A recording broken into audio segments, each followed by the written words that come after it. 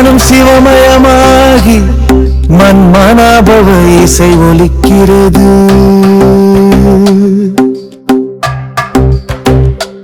உணர்வு சிவமயமாகி சிவமன்னாபவ பாடல் மலர்கிறது.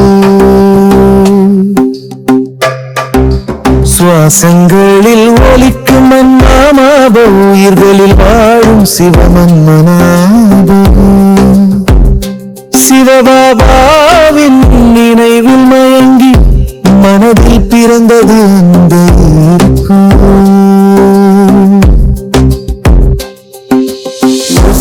அழைக்கும் சிவனின் கீதம் வேக உணவை அழிக்கும் சீதம்.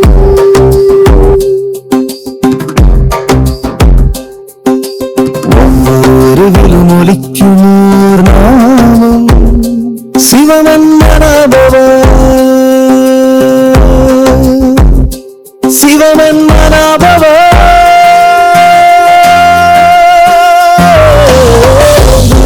சிவமன்மனாபவ ஒவ்வொரு சுவாசத்திலும் ஓசை சிவமன்மனாபவ. ஒவ்வொரு புயலுக்கும் கரை சிவமன்மனாபவ. ஒவ்வொரு சாதனைக்கும் பாதை சிவமன்மனாபவ. ஒவ்வொரு இரவுக்கும் விடியன் சிவமன்மனாபவ. ஒவ்வொரு காத்திருப்பின் பரிசெல்வம் சிவமன்மனாபவ. ஒவ்வொரு தவறின் உணர்வு சிவமன்மனாபவ. ஒவ்வொரு பிறவியின் தேடல் சிவமன்மனாபவ. ஒவ்வொரு காரணத்திற்கும் தீர்வு சிவமன்மனாபவ. ஒவ்வொரு ஆபத்தை உறுதி சிவமன்மனாபவ. ஒவ்வொரு கிஞ்சனையின் தீர்வு சிவமன்மனாபவ. ஒவ்வொரு யோகியின் துயரு சிவமன்மனாபவ. ஒவ்வொரு பொக்கிஷத்தின் சாவி சிவமன்மனாபவ. ஒவ்வொரு புண்ணியத்தின் பெரும் செல்வம் சிவமன்மனாபவ. ஒவ்வொரு இருளின் தீபம் சிவமன்மனாபவ. ஒவ்வொரு சிந்தனையிலும் பரவரம் சிவமன்மனாபவ. ஒவ்வொரு பந்தத்திலிருந்து விடுதலை சிவமன்மனாபவ. ஒவ்வொரு ஆசையின் தேதி சிவமன்மனாபவ. ஒவ்வொரு கூறியின் வாழவும் சிவமன்மனாபவ. ஒவ்வொரு உறவின் உரிமை சிவமன்மனாபவ. ஓம் சாந்தி. டாக்டர் சச்சின் பாயினுடைய இங்கிலீஷ் பட்டி சிவமனாபவ பட்டியின் 14வது நாள்.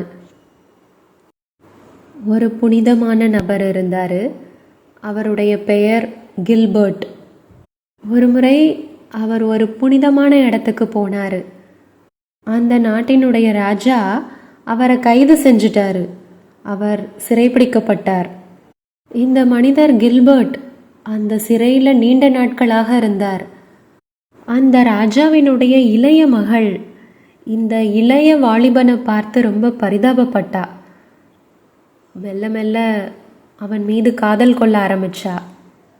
இந்த கில்பர்ட் அந்த பெண்ணினுடைய உதவியால் அந்த சிறையிலிருந்து தப்பிச்சு தன்னுடைய வீடான லண்டனுக்கு ரொம்ப பாதுகாப்பாக போய் சேர்ந்தான். ஆனால் அந்த இளைய பெண் அவனை ரொம்ப மிஸ் பண்ண ஆரம்பிச்சா. அப்புறமா அவள் லண்டனுக்கே போய் சேர்ந்தா. அவளுக்கு இங்கிலீஷ் தெரியாது, அவளுக்கு அவனுடைய அட்ரஸும் தெரியாது, அவளுக்கு லண்டனுடைய தெருக்களும் தெரியாது. ஆனால் அவள் தனியாக வந்து கில்பர்ட் கில்பர்ட் கில்பர்ட்னு கத்திகிட்டே இருந்தா. நாட்கள் ஓடி போச்சு. அந்த முழு லண்டன் நகரத்துக்கும் தெரிய வந்துருச்சு இப்படி ஒரு பெண் யாரோ கில்பர்ட் கில்பர்ட்னு கத்திகிட்டே இருக்கிறாங்கன்னு. அந்த செய்தி கில்பர்ட்டுடைய காதுகளுக்கு போய் சேர்ந்துச்சு. அப்புறமா அவன் அந்த பெண்ணை கண்டுபிடிச்சு அவங்க இருவருமே திருமணம் செஞ்சுக்கிட்டாங்க. அப்புறம் எல்லா கதையும் சொல்கிறது போல் அதுக்கப்புறத்துலேருந்து அவங்க ரொம்ப சந்தோஷமாக இருந்தாங்க. இது ஒரு சிறிய கதை, ஆனால் இது ஒரு விடாமுயற்சியின் கதை, உறுதித்தன்மையின் கதை. இந்த பெண் தன்னுடைய காதலை கண்டுபிடிக்கிறதுல அவ்வளவு முழு மூச்சோட இருந்தா. அவ புது இடத்த போய் சேர்ந்தா. அவளுக்கு அந்த மொழியும் தெரியாது. பல மாதங்களாக பணம் இல்லாம அந்த லண்டனுடைய தெருக்கல்ல கில்பர்ட் கில்பர்ட் கில்பர்ட்னு கத்திட்டே இருந்தா. கடைசியா அந்த கில்பர்ட்டை கண்டுபிடிச்சிட்டா. அதுதான் விடாமுயற்சியின் சக்தி. அதுதான் உறுதித்தன்மையினுடைய சக்தி. நம்மளுடைய சமஸ்காரங்கள் எவ்வளவு ஆழமாக இருந்தாலும் சரி, நாம விடாமுயற்சியோட இருக்கிறோம், நாம உறுதித்தன்மையோட இருக்கிறோம், திடத்தன்மையோட இருக்கிறோம் அப்படின்னா நம்மளால அந்த சமஸ்காரத்தை நம்மளுடைய மனதிலிருந்து அழிக்க முடியும். உறுதித்தன்மை, இந்த உறுதித்தன்மையை உருவாக்குங்க. திடத்தா இந்த உறுதித்தன்மையை உங்களுடைய க்ளோஸ் ஃப்ரெண்ட் ஆக்குங்க. கவனம் என்பது உங்களுடைய மூத்த சகோதரன். நம்பிக்கை என்பது உங்களுடைய கார்டியன் ஏஞ்சல். மேலும் அனுபவம் உங்களுடைய கவுன்சிலர். உங்க வாழ்க்கையில எதையெல்லாம் நீங்க அனுபவம் செய்றீங்களோ அந்த அனுபவம் நீங்க கவனமா இருக்கிறதுக்கான ஆன்மீக கவுன்சிலர். அந்த கவனத்தை உங்களுடைய மூத்த சகோதரனாக்குங்க. இந்த திடத்தன்மை, இந்த விடாமுயற்சியை உங்களுடைய ரொம்ப க்ளோஸ் ஃப்ரெண்ட் ஆக்குங்க. நாம எதையோ ஒன்று அடையிறதுக்கு ரொம்ப உறுதித்தன்மையோடு இருக்கிறோம் அப்படின்னா சொர்க்கம் வந்தாலும் சரி, நரகம் வந்தாலும் சரி, நாம அதை அடைஞ்சே தீருவோம். அந்த இலக்கு அடையிறதுக்கு நம்மால இயன்ற எல்லாத்தையுமே செய்வோம். எனவே அதுதான் உறுதித்தன்மையின் சக்தி, அதுதான் விடாமுயற்சியின் சக்தி. நீங்க தொடர்வீங்க தொடர்வீங்க தொடர்ந்துட்டே இருப்பீங்க. அசையாத நம்பிக்கையோடு, முழு உறுதித்தன்மையோடு அதை அடையிறதுக்கு நீங்க தொடர்வீங்க. நமக்கு நிறைய விஷயங்கள் அசம்பவமாக இருக்குது. ஆனா இந்த உலகத்துல நிறைய மனிதர்கள் இருக்கிறாங்க, அந்த அசம்பவத்தையும் அவங்க செய்து காட்டியிருக்கிறாங்க. ஒருத்தரால அதை அடைய முடியும்னா ஒவ்வொருத்தராலையும் அதை அடைய முடியும். ஒருத்தரால அதை செய்ய முடியும்னா ஒவ்வொரு மனிதனாலையும் அதை செய்ய முடியும். எனவே நம்பிக்கையற்ற நிலைக்கு போகிறதுக்கு பதிலாக மீண்டும் எழும்புங்க. ஒருவேளை நீங்க தோத்துட்டீங்கன்னா நான் முதையே சொன்ன மாதிரி அனுபவம் உங்களுடைய கவுன்சிலர், கவனம் என்பது உங்களுடைய மூத்த சகோதரன், விடாமுயற்சியை உங்களுடைய க்ளோஸ் ஃப்ரெண்டா வச்சுக்கோங்க. தளர்ச்சி அடையாம, பின்வாங்காம, யாராலும் தடுத்து நிறுத்த முடியாத மாதிரி நீங்க முன்னோக்கி செல்லுங்க. எதுவுமே என்னுடைய நம்பிக்கையை, என்னுடைய முடிவை ஸ்டாப் பண்ண முடியாது.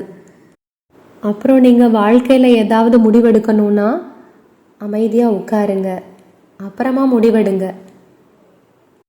ஏதோ ஒரு கவர்ச்சிக்கு வசமாகி முடிவெடுக்காதீங்க. ஆனால் அமைதியாகி ஒரு மெச்சூரான டெசிஷன் எடுங்க. அப்போ அதனால் நீங்கள் வருத்தப்பட வேண்டிய அவசியம் இருக்காது. மராட்டியில் 2 வார்த்தைகள் இருக்குது, அவட் மற்றும் நிவட். அவர்ட் அப்படின்னா உங்களுக்கு யாரையாவது பிடிக்கும், நீங்கள் யார்கிட்டையோ ஈர்க்கப்பட்டிருப்பீங்க.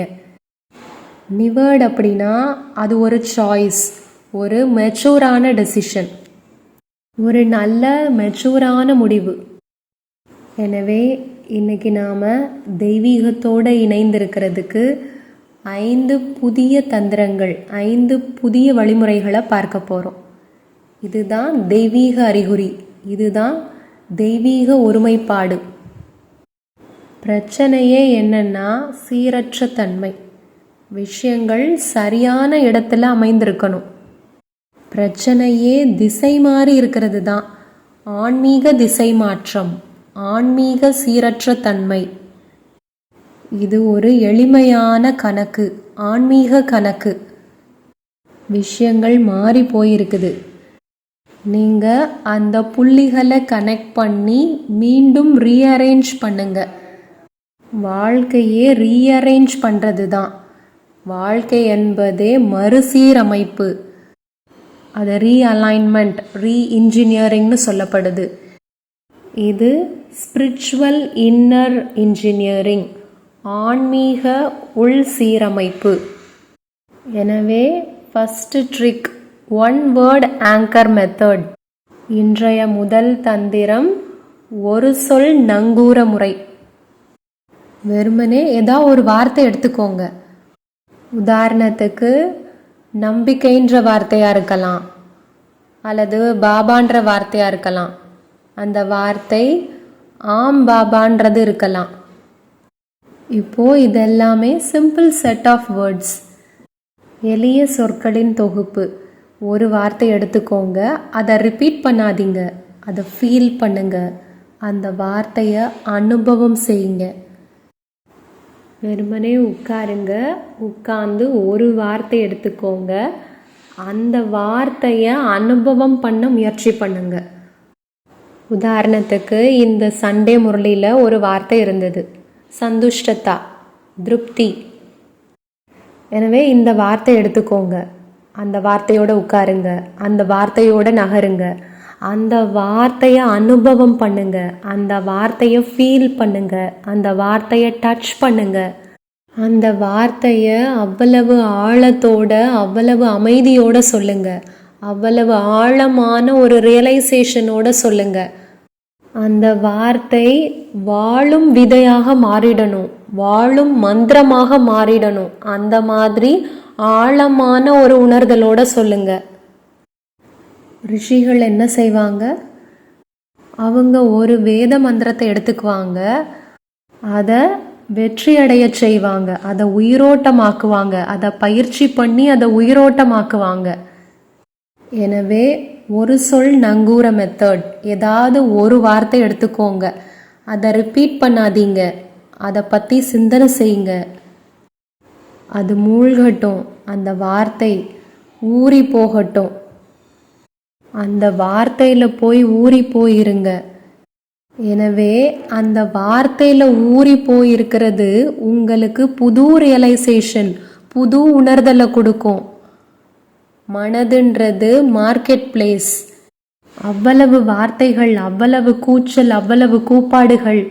நம்மளுடைய மனதுன்றது ரொம்ப சப்தமான மார்க்கெட் பிளேஸ். அதுக்கு நிறைய வார்த்தைகள் தேவையில்லை, ஏன்னா அதுக்கிட்ட ஏற்கனவே நிறைய வார்த்தைகள் இருக்குது. அதற்கு ரியலைசேஷன் வேணும், அதற்கு அமைதி வேணும், அதற்கு சில ஆழமான புரிதல் வேணும், ஏற்கனவே தெரிந்த உண்மைகளினுடைய ஆழமான புரிதல் வேணும். எனவே இது ஒரு மெத்தட். ஏதாவது ஒரு வார்த்தை, நீங்கள் பாபான்ற வார்த்தை எடுத்துக்கோங்க, ஆமாம் ஆம் பாபான்றதை எடுத்துக்கோங்க, நீங்கள் சந்துஷ்டத்தான்றதை எடுத்துக்கலாம், அல்லது ஏதாவது ஒரு வார்த்தை இந்த முரளியிலிருந்து. துணைவன், தெய்வீக துணைவன், எதுனாலும் எடுத்துக்கோங்க. அதுக்கப்புறம் அந்த பீரியடை எக்ஸ்டெண்ட் பண்ணுங்க, கொஞ்ச நேரத்துக்கு நீடிச்சு இருங்க. நேற்று முரளியில் பாபா சொன்னார், இந்த 8 மணி நேர யோகாவை எக்ஸ்டெண்ட் பண்ணுங்க. 16 + 8, அதுதான் உங்களுடைய 24 மணி நேரம். ரெண்டாவது மெத்தட் டிவைன் கம்பேனியன் அவேர்னஸ். ரெண்டாவது மெத்தட் தெய்வீக துணைவனின் விழிப்புணர்வு. நம்மளுடைய பிரச்சனை நிராகரிக்கிறது இல்லை, நம்மளுடைய பிரச்சனை மறதித்தன்மை. கடவுள் என்னுடைய உன்னதமான துணைவன்றதை நாம் மறந்துடுறோம்.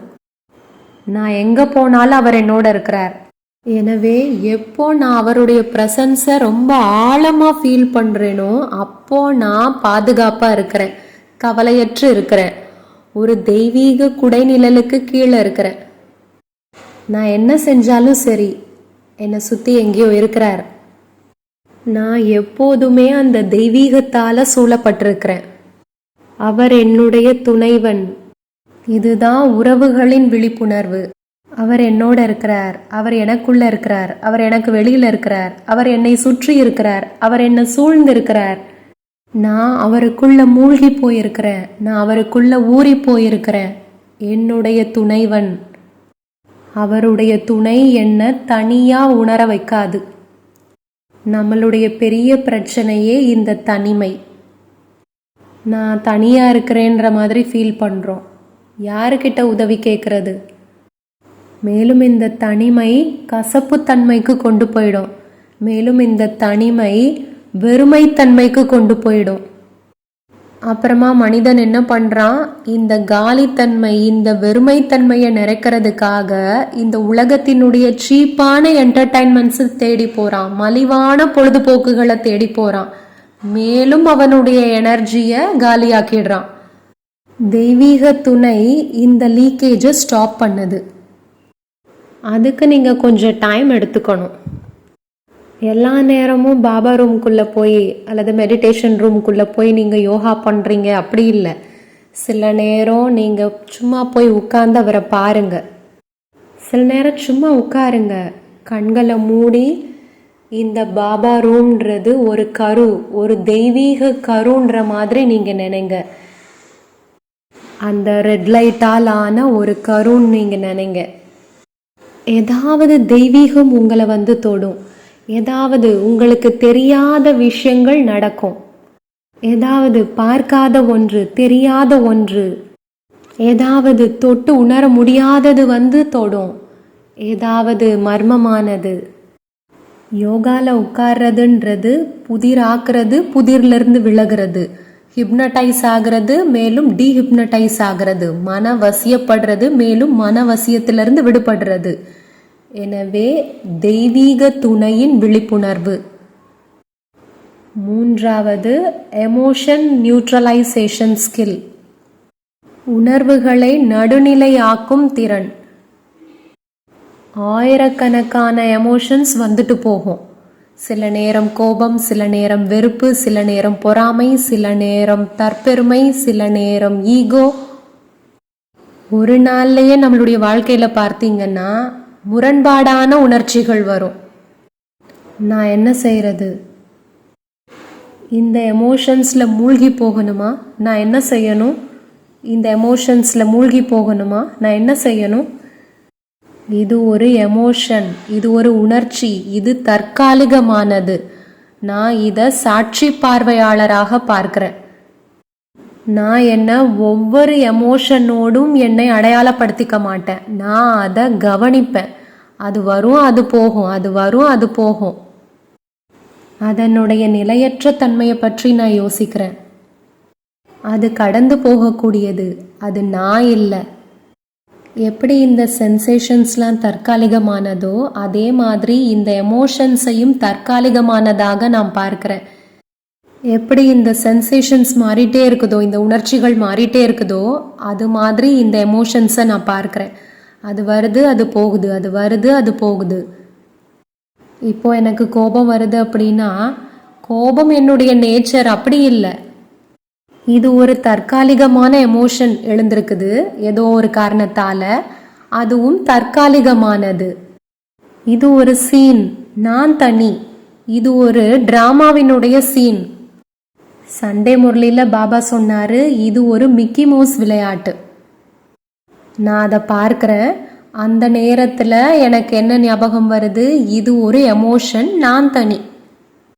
எனவே நான் அந்த எமோஷனை நடுநிலைப்படுத்துறேன். இல்லைன்னா அந்த எமோஷன் பல தடவை ரிப்பீட் ஆகும்போது என்னுடைய ஆழ் மனதில் அது பதிஞ்சிடும். அது மகிழ்ச்சியாகவே இருந்தாலும் கூட நீங்கள் அந்த ஒரு எமோஷனை ஞாபகத்தில் வச்சுருக்கீங்க அப்படின்னா அது உங்களை துக்கம், அசாந்தி, குற்ற உணர்ச்சி, பொறாமை, தற்பெருமை, கோபம், வெறுப்பு இந்த மாதிரியான ஒரு பழைய பாதைக்கே கொண்டு போயிடும். எனவே எமோஷன்ஸை நியூட்ரலைஸ் பண்ணுங்க, எமோஷன்ஸை நடுநிலைப்படுத்துங்க, உணர்ச்சிகளை நடுநிலைப்படுத்துங்க. இது ரொம்ப நல்ல டெக்னிக். நீங்கள் பார்க்கும்போது நீங்கள் கவனிக்கிறீங்க. அடுத்தது ஸ்டில்னஸ் சிட்டிங் ப்ராக்டிஸ், அசையாமல் உட்காரும் பயிற்சி. சும்மா வெறுமனே உட்காருங்க, எந்த ஒரு மொபைலும் இல்லாமல், எந்த ஒரு பென், எந்த ஒரு பென்சில், எந்த ஒரு டைரி எதுவுமே இல்லாமல் சும்மா உட்காருங்க. இது பார்க்கறதுக்கு முட்டாள்தனமாக இருக்கலாம், ஆனால் அசையாமல் உட்கார்ந்துருக்கிறது அது ஷான், உயர்ந்த புத்திசாலித்தனம்.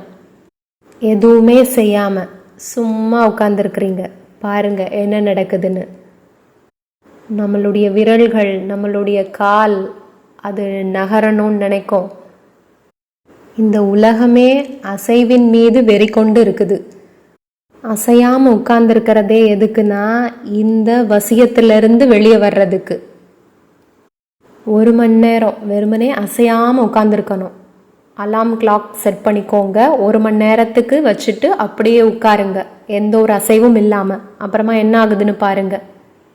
எந்த ஒரு எண்ணமும் இல்லாமல், நான் ஒரு ஆத்மா, நான் இந்த தேகம் இல்லை, இந்த மாதிரி எந்த ஒரு எண்ணமும் இல்லாமல் உட்காந்துருங்க. சும்மா உட்காருங்க. உங்களுடைய மூச்சை கவனிங்க. இந்த தேகத்தை பாருங்க, அதை ஸ்கேன் பண்ணுங்க. ஸ்கேன் பண்ணி என்ன ஆகுதுன்னு பாருங்க. ஏதாவது ஆழமானது உங்களை வந்து தொடும். இது ரொம்ப அழகான புதுமையான பயிற்சி. கடைசி இது மினிமல் டிசையர் லிவிங், குறைவான விருப்பங்களோடு வாழ்தல். எந்த அளவுக்கு அதிகமான ஆசையோ அந்த அளவுக்கு அதிகமான அடிமைத்தனம். எந்த அளவுக்கு குறைவான ஆசையோ அந்த அளவுக்கு அதிகமான சுதந்திரம். எனக்கு இது வேணும், அது வேணும். நாம் சூக்ஷ்மமான அடிமைத்தனத்தை உருவாக்குறோம். எனக்கு டேபிள் வேணும், எனக்கு சேர் வேணும், எனக்கு சோஃபா வேணும், எனக்கு பென் வேணும், எனக்கு பென்சில் வேணும். இந்த வேண்டும் அப்படின்றது நம்மளை ப்ரெஷருக்கு கொண்டு போயிடும். நாம் ஒரு ஏழ்மைக்கு தள்ளப்பட்டுடுறோம். வேண்டும் என்பது தான் மிகப்பெரிய ஏழ்மை. எனக்கு எதுவுமே வேணாம், என்கிட்ட எல்லாமே இருக்குது. இந்த மாதிரி அழகான எண்ணத்தை உருவாக்குங்க. இந்த மிகுதியின் எண்ணத்தை உருவாக்குங்க. இந்த செழுமையின் எண்ணம் செழுமையை ஈர்க்க ஆரம்பிக்கும். எனவே குறைந்த ஆசையோடு வாழ்தல். எனக்கு பொருட்கள் கிடைக்குதா, ரொம்ப நல்லது. எனக்கு கிடைக்கலையா, இன்னும் நல்லது. முந்தி என்கிட்ட இருந்தது, இப்போ என்கிட்ட இல்லை. நான் ஹாப்பியாக இருக்கேன். நான் ஒவ்வொரு சூழ்நிலையையும் அப்படியே நான் ஏற்றுக்கிறேன். பொறாமைக்கான எந்த ஒரு கேள்வியும் இல்லை, போட்டிக்கான எந்த ஒரு கேள்வியும் இல்லை. எனக்கு யாரோடும் போட்டி இல்லை. நீங்கள் எப்போ 2 பிரதர்ஸ் அல்லது 2 சிஸ்டர்ஸை பார்க்குறீங்களோ, ஒருத்தருக்கு எல்லாமே கிடைக்கும், இன்னொருத்தருக்கு எல்லாமே கிடைக்காது. அதனால தான் அங்கே ஒரு சண்டை இருக்குது. அதனால தான் அங்கே மகிழ்ச்சியற்ற தன்மை இருக்குது, அவ்வளவு மனசோர்வு இருக்குது.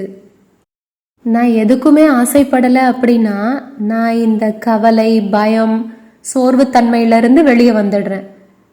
எனவே இதுதான் அந்த 5 தந்திரங்கள். முதல் தந்திரம், ஒரு சொல் நங்கூரம். ஒரு வார்த்தை எடுத்துக்கோங்க, அதனுடைய ஆழத்துக்கு போங்க, அதனுடைய சென்டருக்கு வாங்க. இதுதான் ஸ்பிரிச்சுவல் சென்டரிங். சுற்றுவட்ட பாதையிலிருந்து அந்த சென்டருக்கு போகிறோம். இந்த ஆன்மீக கேம், இந்த முழு ஆன்மீக பால் கேமில் அந்த சர்க்கம்ஃபரன்ஸிலிருந்து சென்டருக்கு போகிறோம். சுற்றி இருக்கக்கூடிய பாதையிலிருந்து அந்த நடுநிலைக்கு போகிறோம். இதுதான் ஸ்பிரிச்சுவல் சென்ட்ரலைசேஷன், ஆன்மீக மையப்படுத்துதல். வெளிவட்டம் சப்தத்தால் நிறைஞ்சிருக்குது. வெளிவட்டம்ன்றது கூட்டம், சென்டருன்றது தனிமை. வெளிவட்டம் அப்படின்றது சிதறல்கள், சென்டருன்றது ஒருமைப்பாடு. எனவே ஒரு வார்த்தை, வெறுமனே ஆம் பாபா, அதை மட்டும் ஆட் பண்ணுங்க. இந்த 1-2 வார்த்தைகள், ஆனால் இது ரொம்ப பவர்ஃபுல், நான் ஏற்றுக்கிறேன். 2வது தெய்வீக துணைவன்.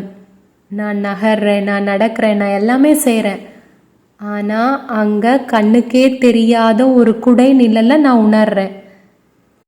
கண்ணுக்கே தெரியாத கவசம் இருக்குது, கண்ணுக்கே தெரியாத ஜாக்கெட் இருக்குது, கண்ணுக்கே தெரியாத ரெயின் கோட், கண்ணுக்கே தெரியாத குடை, கண்ணுக்கே தெரியாத பாதுகாப்பு என்னை சூழ்ந்திருக்குது. 3வது எமோஷன் நியூட்ரலைசேஷன், உணர்ச்சிகளை நடுநிலை ஆக்குறது. நான் எல்லா உணர்ச்சிகளையும் சீரியஸாக எடுத்துக்கணும்னு அவசியம் இல்லை. அது வருது, அது போகுது, நான் அதை கவனிக்கிறேன். 4வது ஸ்டில்னஸ், அசையாமல் உட்கார்ந்துருக்கிறது. எதுவுமே செய்யாமல் அப்படியே உட்காந்துருங்க, எதுவுமே செய்யாமல். ஃபஸ்ட்டு ஒரு 10 நிமிஷத்துலேருந்து ஸ்டார்ட் பண்ணுங்க. அப்புறமா 15 நிமிஷம், அப்புறமா அரை மணி நேரம், அதுக்கப்புறம் 3/4 மணி நேரம், அதுக்கப்புறம் 1 மணி நேரம். டார்கெட் என்ன? 1 மணி நேரத்தை நீங்கள் ரீச் பண்ணணும். எதுவுமே செய்யாமல் அப்படியே வெறுமனே உட்காந்துருக்கணும். இது உங்களுடைய மனதை சாந்தப்படுத்தும். நீங்கள் மெடிடேஷன் ரூம்லலாம் செய்யணும்னு அவசியம் இல்லை. இது உங்கள் ரூம்லையே நீங்கள் செய்யலாம், ஆனால் எந்த ஒரு அசைவும் இல்லாமல். இந்த அசைவில்லாத தியானம் உங்களுடைய மனதை அசைவில்லாமல் ஆக்கிடும். அப்புறம் கடைசி இது மினிமம் டிசையர், குறைந்த ஆசை. நான் எதுக்கு ஆசைப்படுறேன்றதை ஃபஸ்ட்டு கண்டுபிடிங்க. கடந்த காலத்தில் நான் எதை ஆசைப்பட்டேன், எது எனக்கு கிடைச்சது, அதை ஃபஸ்ட்டு கண்டுபிடிங்க. எனக்கு ஏதோ தேவைப்பட்டது, அதையே நான் அடைஞ்சிட்டேன். பின்னோக்கி நீங்கள் ஆய்வு செய்யுங்க. நான் இப்போ அதே லெவலில் தான் இருக்கேன், சந்தோஷத்தினுடைய அதே லெவலில் தான் இருக்கேன். அது இருந்தாலும் சரி இல்லைன்னாலும் சரி அப்படியே தான் இருக்கேன். அப்போ அந்த ஆசை என்னதான் பண்ணுச்சு? சோர்வுத்தன்மையை, பதட்டத்தை கொண்டு வர்றதை தாண்டி என்னதான் பண்ணுச்சு? எதுவுமே இல்லை. நான் ஆசைப்பட்டாலும் அது ஆன்மீக ஆசையாக இருக்கட்டும், அமைதியான சாந்தமான ஆசையாக இருக்கட்டும், நான் அதுக்கு பின்னால் பைத்தியம் மாதிரி போகலை. அது வந்தால் ஓகே, வரலனாலும் நான் ஓகே. எனவே இதுதான் அந்த 5 தந்திரங்கள், தெய்வீகத்தோடு ஒருங்கிணைக்கிறதுக்கான 5 தந்திரங்கள். ஓம் சாந்தி.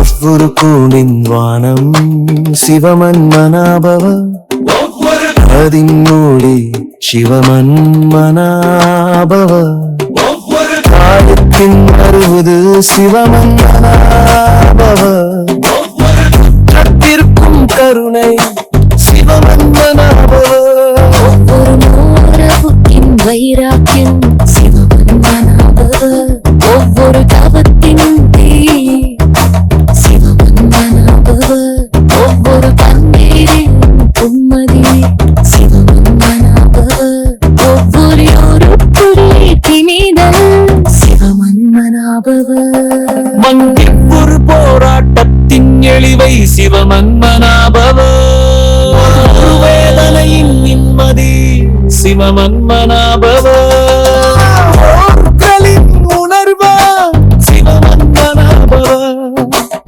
ஒரு யோகத்தின் கிரீடம் சிவமன்மனாபவ, ஒவ்வொரு சொல்லின் சாரம் சிவமன்மனாபவ, ஒவ்வொரு கருத்தின் மாறை சிவமன்மனாபவ, ஒவ்வொரு சோதனையின் விதம் சிவமன்மனாபவ, ஒவ்வொரு சீதையின் ராமன் சிவமன்மனாபவ,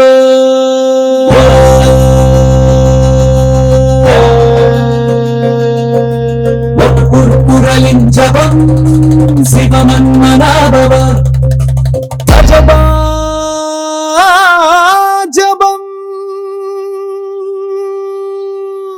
மன்மனாபவ, அலைக்கும் சிவனின் கீதம், தேக உணர்வை அழிக்கும் சீதம், புராணம்